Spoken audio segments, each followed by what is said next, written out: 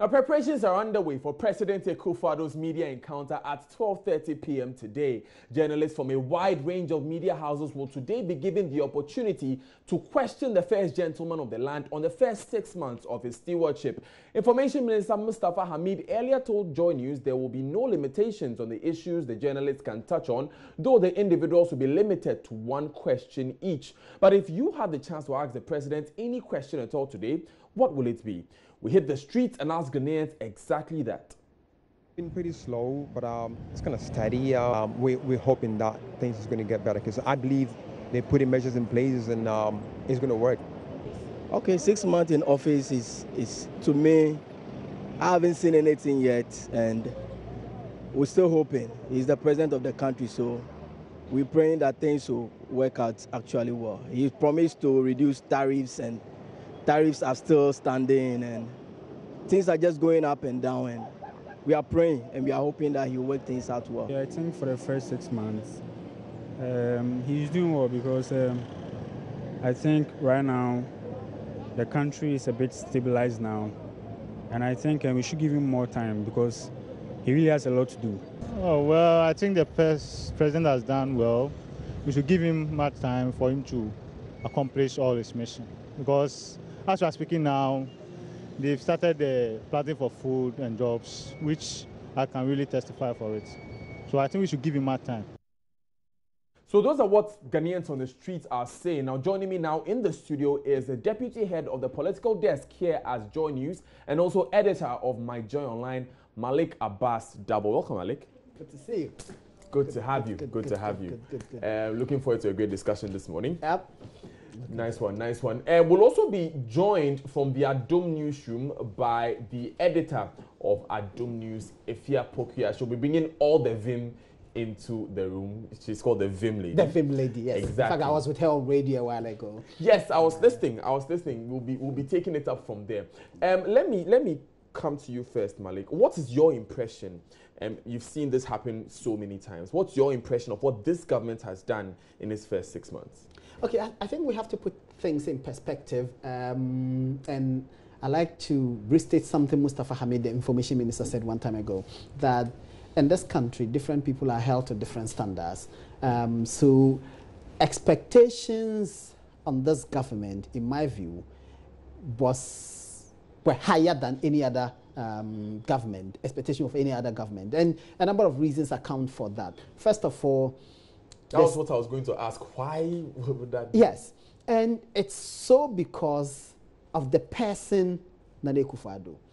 Because remember that the MPP had built him up, and he himself, the manner he conducted himself in his legal career, in his private law firm, the kinds of people he trained, what their standing is in society, what the expectations have been, his own utterances, the comments he made, the confidence, the articulation. So he's always portrayed himself, and he's largely viewed as a very competent, confident person. So because of that, the expectations of him were high and have been very high.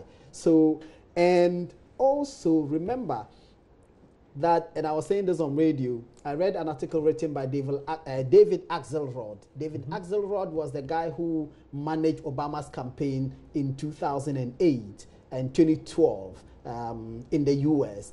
And when the Republicans were running their nomination, their primaries to elect who will become their flag bearer for the elections, David Axelrod said that he anticipated that Donald Trump will win. Regardless of all the comments that he made, which were not in sync with the general disposition of the American people, he anticipated that Donald Trump will win the nomination. And this was his reasoning. History had shown that consistently, presidents who are elected in the U.S. tend to be the direct opposite of the presidents that they are succeeding. I am restating this to make the point that looking at the government which was exiting power, the Ghanaian people expected a direct overhaul of the system which they didn't like and for which reason they voted for Nana Akufo-Addo. That they were expecting that Nana Akufo-Addo, the things that he would do and the things that his government would stand for would be directly opposite to what the previous government was doing, which they didn't like, i.e., punish people where they have to be punished, the government must be efficient, corruption must be minimal, goods and services must be delivered, power must be stable, roads must be fixed, economy must be fixed. All of those things that the Ghanaian people thought that the previous government didn't do well, they expected that this government was going to do better, because this government had positioned itself as alternative and had argued consistently that the previous government was incompetent. If you argue that somebody is incompetent and you have been elected, then a higher level of competence is expected of you. So it's easier to see how the expectations are quite high. Also, you have to remember the challenge in having high expectations in sectors like that, and I'm reminded of what Dr. Emmanuel Akwete once said here on this platform, that Ghanaians mainly vote because of corruption in the economy. And it looks like the average Ghanaian does not have, I mean, for want of a better expression, the appreciation of maybe what it takes to actually have a government that is rid of corruption, because of, for instance, the patriarchal system we have, you know, the way our political system is set up, it looks like it's almost impossible. You look at the economy, people say the economic underpinnings, that we have an import-driven economy. That is how it is. It will be difficult for just one government to make that change. Do you think that people like Nana Akufo-Addo coming into government are given a tall order that they may not be able to meet? I look at it in two perspectives. I get the drift about sometimes the expectations being unrealistic. But the expectations are unrealistic because the politicians trump up their own abilities. So if you promise the people milk and honey, when you get into office, you cannot now say that the expectations are unrealistic, because if you go and take the parties' manifestos, and I'm talking about both of the major parties, NPP and NDC, when they are in a position, they proffer solutions to every problem in this country. And they proffer very alluring solutions. When you proffer those solutions and you are elected, you cannot argue that it is not possible. And they make it look easy. The other thing we must recognize is that I think the electorate are reasonable. And sometimes you do not expect that things will happen overnight, that change will be overnight. I think usually what the electorate want to see are concrete steps that are being taken to address their challenges. It is the reason why, since 1992, you have every government, every party which is elected getting 2 terms. My view is that they do that because they recognize that it is not possible to bring about sufficient change in 4 years. So they will give you 8 years. In the 8 years that they have given you, if you haven't sufficiently delivered on the promises that you made to the Ghanaian people, they will vote you out. In the first 4 years, the people want to see practical steps that will lead to the resolution of some of the intractable problems that have bedeviled the nation for many, many decades. Power, for example, is something which affects everyone. So the people want to see that steps are being taken to procure equipment and systems that will lead to the provision of sustainable and stable power. They want to see that. Roads. The people want to see roads which are built, which last, and they are built with integrity and honesty, and there is integrity within the roads themselves, and that the processes that lead to the awarding of contracts to build those roads, those processes are transparent, they are honest, there is integrity in them, and that there is no padding, and people are not taking money for work that is not done. The bigger challenge, corruption. I think that since '92, my view is that all our political parties have lost elections primarily on corruption. Because the average Ghanaian recognizes that politicians have become more brazen and corruption has become more endemic. And they see it every day of their lives. If I go to a district assembly to transact a business and I am asked to put down something in order to obtain the contract to transact the business, and I put that something, all the people around me will know. If I procure anything for the government and I have to pay, if I do a contract and I have to pay money even in order to get my payment for the contract that I have executed, the people around me will know.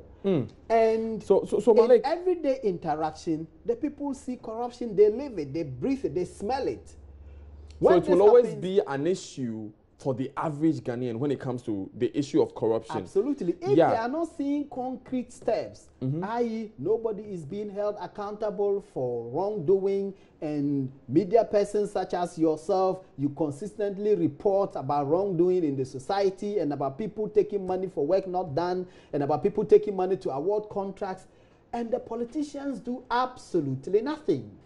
It tells the people that you have become pompous and you have become insensitive and you're not listening to their cries. They will vote against you. And Now, before you come to what it is actually, that's the steps actually that this government should have taken in terms of corruption, let's hear the executive director of the Ghana Integrity Initiative, Linda Ofori-Kwafo. She has given her assessment of what the government has done so far in the area of corruption. Let's hear her. I believe the president will have to do more when it comes to his efforts at dealing with corruption. I say so because there are various aspects in the anti-corruption fight. We have measures that deals with the preventive aspect, we have enforcement, and we have sanctioning. And you can see that since the president took office, even though he has made several commitments to dealing with the canker, he's still pushing more on the agenda of persecuting corruption. That is fine, but we should know that that will not holistically deal with the problem. It means that if you don't strengthen the preventive aspect, it will mean people are going to be allowed to do the stealing, and when they steal, then we have somebody called the special prosecutor dealing with the person. And that is where I think that the government has to do more on the aspect of prevention and also enforcement. Another thing that you can also talk about has to do with how well they have done in dealing with current challenges or current allegations of corruption. I see the president, as I'm talking about government, what the new administration has been able to do. And if you follow what is happening, I'm sure there have been several allegations since they came to office. Allegations within Parliament as a whole, as an institution, allegations with boss, so many of them. And then how is government handling these kind of allegations that have come up? How swiftly are we dealing with the issues? I don't think that the government is doing very well on that front. I can say so because most people were not very happy with the outcome of the last investigation concerning the parliamentary bribery. And currently we have another one. We are very happy the Speaker is actually giving a directive that they should actually put in place measures to swiftly deal with the issue. We want to hear from government and want to hear from Parliament again how they are going to handle this matter. Some of us have actually called for independent investigations into the matter, and there is the need for us to move beyond even investigating this matter and putting in place mechanisms that will actually regulate the way and manner civil society organizations or other public sector organizations engage with Parliament and make payments of these natures to Parliament. So, Malik, we find Linda Ofori-Kwafo here attacking, well, let me not use attacking, but analyzing the corruption strategy of this government at the very root.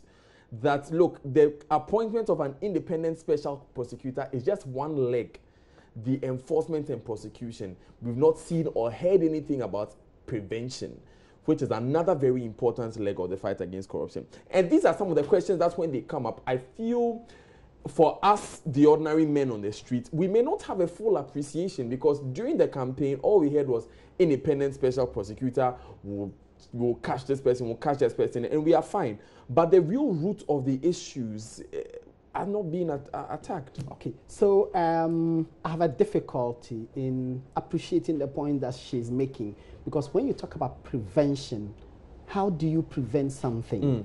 Malik, I'm sorry to do this to you, but let me welcome Efia Pokia to the discussion. She is live from the Adom newsroom and she's standing by at the moment. Efia, if you can hear me, welcome to the discussion this morning. Thank you.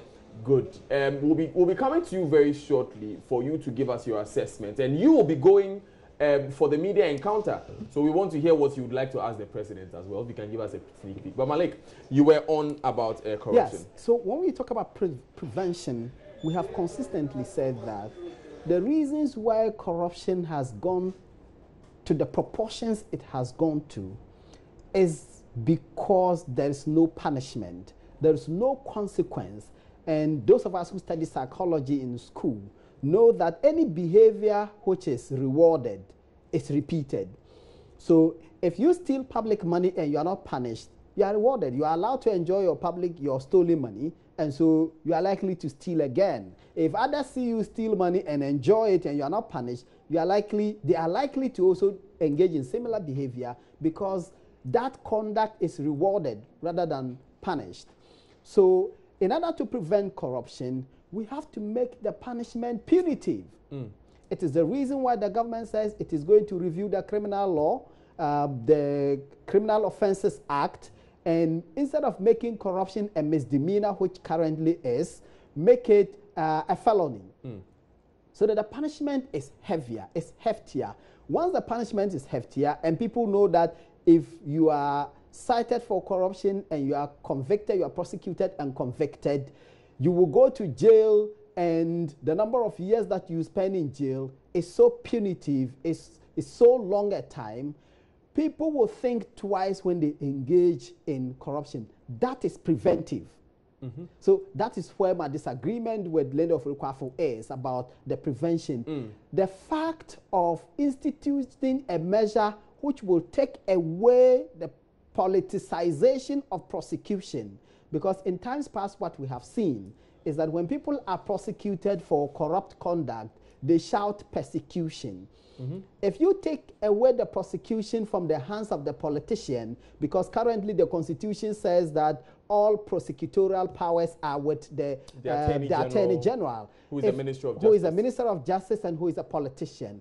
If you take away that power and hand it over to an independent person, this independent person is not accountable to any politician, so to speak. The expectation is that the person can do their work without fear or favor, and they can do their work without political consideration, and the restraints will be taken off. And once those restraints are taken off, they will do the prosecution. That will serve as a deterrence. And that because is there's an idea there, Malik. There's an idea there, Malik, and I'll come back to you about that. That as long as the person is appointed by the president, the person can be influenced by the president.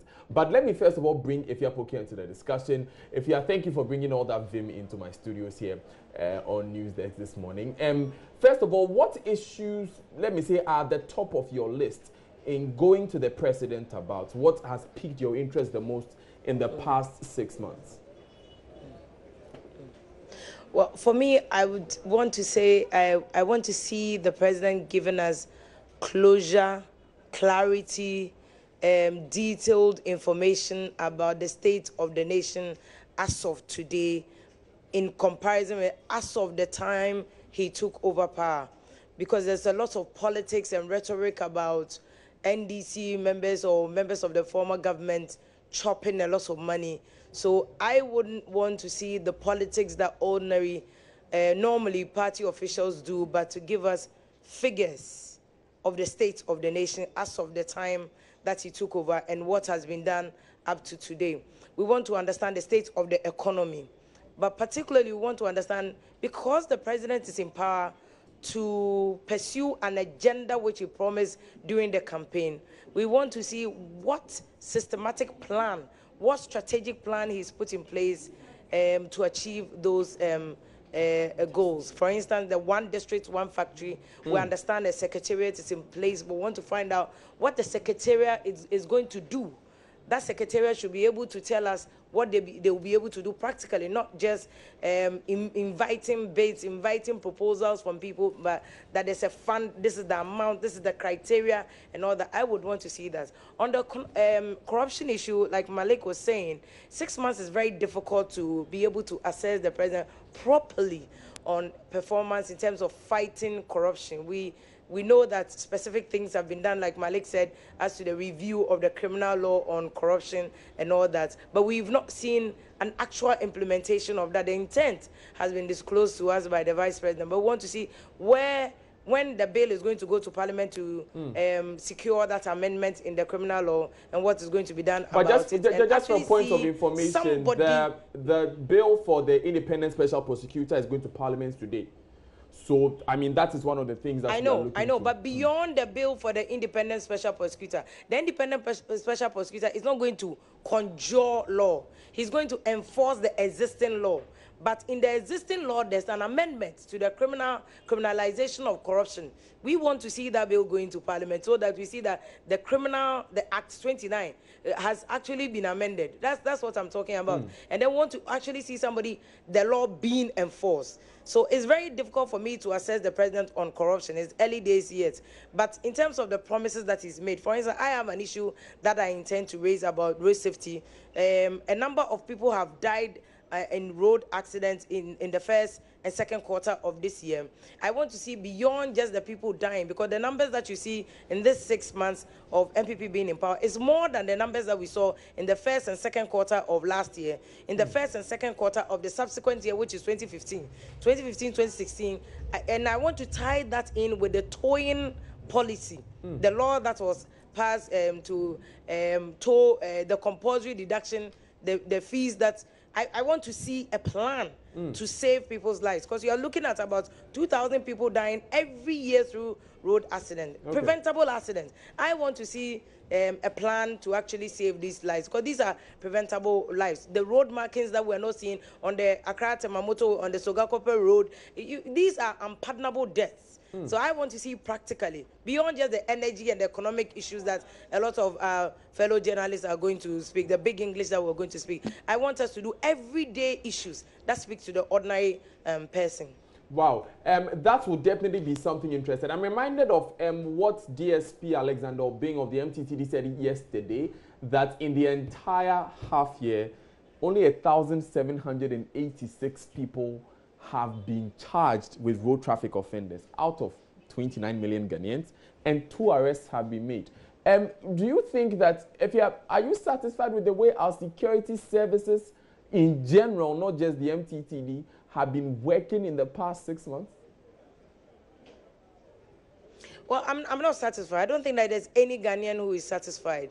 And I think that particularly the reason why they're not satisfied is that we've been speaking about these issues continuously, year on year, year after year. We speak about this. We complain about the police service being under-resourced. You remember when President Kufuor came to power, there was this issue. He went to Nigeria, got us Peugeot vehicles, about 1,000 of them. President Mahama came, also got us vehicles for the police service. But the basic issue that was not discussed, that didn't even get media attention, was the resources for those vehicles, fuel for those vehicles, maintenance for those vehicles. And in the end, half of those vehicles are broken down, and the police cannot even afford fuel for those vehicles. We need to speak beyond just providing vehicles for the police service. So I think that there's a general consensus that the security services in general is under-resourced. So we just can't blame them entirely that they're not doing what they're supposed to do. But how resourceful are we making them? How are we resourcing them continuously, retooling them, re-equipping them, and continuous education and skills training for them? I think that now those issues are very relevant, especially because it goes into the delivery of the services that they're supposed to deliver to the public. And I think that we are all not satisfied. We want to hear the president on that. We want to hear the president plan to protect people, to protect the judiciary, especially coming on the back of Delta Force members being able to storm a legally constituted court, you know, and getting away with releasing some of the suspects before the court. We want to actually see what Nana's plan is on that, beyond just condemning it and calling on the police to do what they are supposed to do. Right. Before I bring you in on the security bit, let's hear security expert Dr. Kwesi Ening. He's the head of peacekeeping training at Kofi Annan Peacekeeping and Training Center. Let's hear what he had to say. Malik, I'll bring you in on this. Well, I think for me, one of the most important things has been the institutional processes and mechanisms put in place. You know, particularly the appointment of a substantive Minister for Security who is answerable to Parliament in terms of the performance of security institutions in this country. If you remember, in the last 8 to 10 years or so, there has been a lacuna in which Parliament could not hold anyone responsible if the institutions did not work. Number two, transition periods always create some difficulties in terms of the control mechanisms that have been put in place for the security sector. But we notice a qualitative shift and change in terms of the President's consistent demands and requests to the IGP, particularly, to perform in a manner that gives confidence to Ghanaians across board. So in terms of the institutional mechanisms and the President's statements, that is extremely very useful. The problem that we are seeing with armed violence is a residual effect of long-standing problems relating to the weaknesses in small arms control, and therefore I think it's fairly natural, or it's fairly to be expected in a transitional phase, that people want to challenge the authority of the state. So all in all, I think the President has shown a good grasp of the security problems that we have and the mechanisms and structures that are needed to be put in place to respond to them. Many people have had to question the actions of some persons who are in the political party the President is in as well. I'm speaking of the Delta Force, the Invincible Forces. Do you think that the government has acquitted itself well in dealing with these issues? Well, I think the cases are still in court, and particularly the President has been consistent in dissociating himself from that violence. In the beginning, there was some misunderstanding about the efficacy of the actions undertaken by these vigilante groups, which is actually not a problem for one part. Right, so that was Dr. Kwesi Ening, and we are still here with Malik Enefia. Malik, where I ended with Dr. Ening, he was happy about the fact that the National Security Minister is in place, but where I ended with him is where I'd like you to pick from, particularly with the issue of executive influence into security. I've heard the head of operations, DSP Benagojo, COP Benagojo, and he was saying that, look, as long as the IGP is appointed by the President and he can be fired by the President, they will always be influenced. He has a point, but I disagree with him. And I have consistently stated, Daniel, that my biggest problem in this country is the enforcement of law. It's as if when it comes to enforcement of law, nobody's paying attention. You can get arrested. All you need to do is just call somebody and then you are let go. People commit heinous crimes, and because they are politically connected, nothing happens to them. They are let go. Efia was talking about equipment and vehicles and fuel, and all of that is fine. The biggest problem confronting this nation in terms of security is what is in the head of the policeman. Does the policeman do his job without looking over their shoulder? Does the policeman do his job with honesty and integrity? Does the policeman, when the policeman does his job and does his job as he ought to do and as required of him by law, is he punished by political authority? Those for me are the critical issues. And Dr. Kwesi Ening was talking about the President consistently saying, look, the police should do their job. And I agree with him. The police should do their job. If the police decided that, look, they will arrest everybody and prosecute them regardless of what their political connections are, this country will be a better place. And look, Daniel, the reason why you have vigilante groups in the political parties is the perception or the reality of the failure of the police to punish crime. These political parties, they create these groups and nurture them when they are in opposition.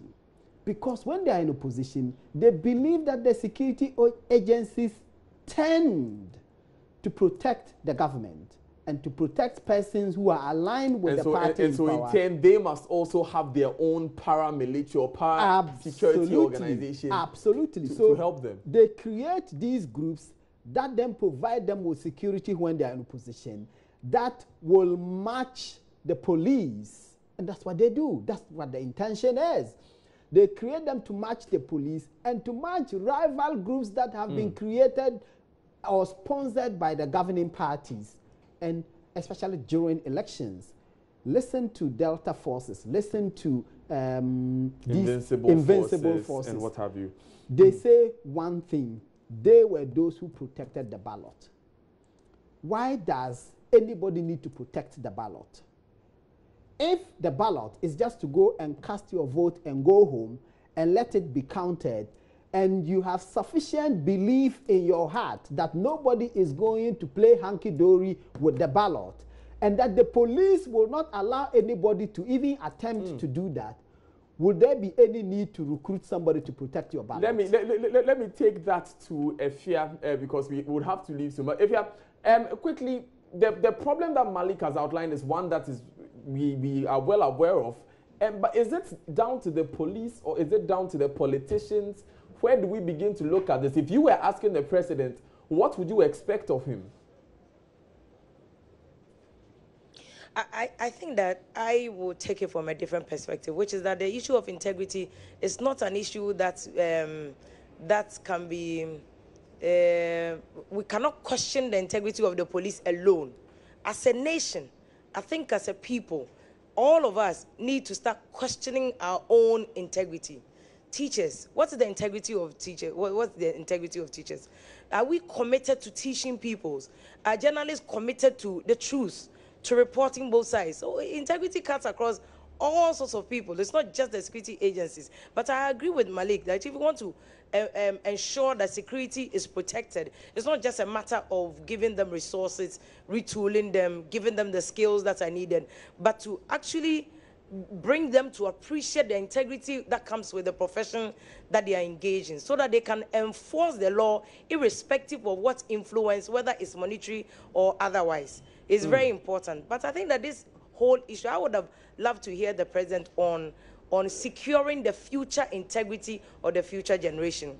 Because for our generation, we all agree that we are so corrupted morally and financially. We are so corrupted. We all agree that we, the same people who cry corruption, are the first people who offer a bribe to a police officer when we are stopped. And journalists are not excluded. Often when we speak about these things, we talk about it as if we're dealing with politicians and the politicians are elsewhere. We point accusing fingers at the politicians when we ourselves, as media people, as ordinary people, we are to blame. I'm tempted to ask if whether he has paid bribe before. If I'm tempted to ask you whether you have paid bribe before, how much did you pay? I'm not an angel. I'm not an angel. How much did you pay? I will absolutely. If you are pleading the fifth on this I do remember the last time. I mean, since I became a journalist, you sometimes get away, but sometimes it's not a matter of just paying, but it's also a matter of using your name, using your influence, which is something we are often. So if you are bringing it to an end for me, these are all subtle ways of corruption. Sorry. I'm asking that you wrap it up for me so that we can move. What in the end is so in totality? What's the point? I would have loved to ask the president. Yeah, I would have loved to ask the president how we are going to use education to conscientize the people, to reorient, rewire the people for the better tomorrow that we intend to create. How we intend to use education. For instance, I've argued that the moment Ghana stopped teaching history, we corrupted our society. We stopped teaching history in our schools, and we are teaching social studies, a very corrupted version of history. So we do not let people appreciate how patriotism brought this nation to where we came to. And this has resulted in the corruption that we are seeing moral-wise, our values, our principles, the very thing that makes us Ghanaians. Well, we've lost it. That's debatable. That's debatable because most of the people who perpetrate corruption today learned history in school. Absolutely. But then thank you. In fact, they have the best of education. Malik, these are your final words. That's also very subjective. If you say that, it's very subjective. Well, okay. We'll have to continue this later. So when I was citing the police and I was talking about integrity, I wasn't making the point that the other aspects of our national lives, there's integrity. Because we were talking specifically about security. And I was saying that this country will be a better place if we wake up one morning and the president decided that if the policeman fails to do their job, he will hold the IGP accountable and the IGP will hold the regional police commander accountable. The regional police commander will hold the district police commander accountable. That there will be a trickling down of accountability at whatever step, and that if anybody does their job, if any police officer holds any MPP person who violates the law accountable, the person will be rewarded for that action. It will tell everyone that the decay which preceded today, where political influences have been brought to bear on wrongdoers and they have been made to escape justice, is no longer tolerable. We'll be in a better place. Thank you very much, Malik Dabo, for that submission and for joining us as well. He's the head of the deputy head of the political desk here at Joy News. We're also joined by Ifia Pokia.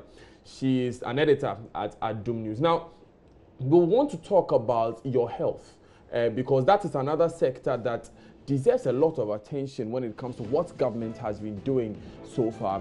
So stay tuned, and we'll be joined by someone, an expert in that sector, and we'll have that discussion. Don't go anywhere.